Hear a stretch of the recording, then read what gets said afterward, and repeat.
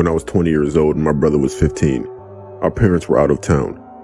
My brother had some friends over one night. As I walked out of the door to pick up food, I overheard them talking about the supernatural.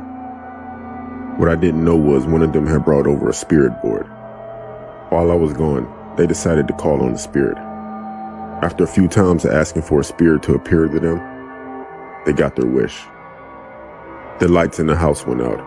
A low, eerie laugh consumed the whole house, and not one of the 7 could move. They all say they could see a shadow circling the table, but the light from the neighbor's house was dense. All of them knew they should run, yet they couldn't even move a finger. No one could speak, scream, or cry. As I pulled into the driveway, the 7 teenagers came running out of the house screaming and crying. They reached me quickly, but as they were running to me, I saw the blinds in the living room pull apart in the middle aggressively. Before I could process what I had seen, all of them were trying to tell me what had just happened. The front door suddenly slammed, knocking the already torn blind to the floor. Although you think that it would be the end of the story, but it's not.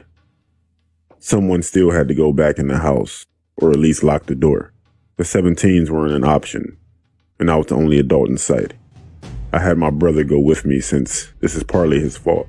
We walked to the front door slowly, but both of us were breathing hard and I could hear my heart pounding in my ears. As I put my fingers on the handle of the door, I thought about it like ripping off a band-aid. Just do it fast. I slung the door open with one swoop. The smell was unimaginable, and it hit us like a slap in the face. The odor was a mixture of flowers and something rotten. It took us a moment to overcome the horrific smell. Before entering the house, I tried to turn on the lights by the door. The outside light and the hall light turned on right away. I shouldn't have been surprised to see that the house was in shambles.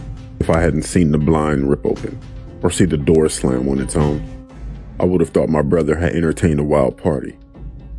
As we entered the house, I began telling the entity in a loud, demanding voice, "Leave this home. You're not welcome here." As I spoke, I walked to where the spirit board was on the floor.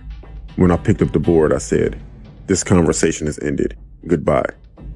The front door slammed on its own again, but the odor was gone.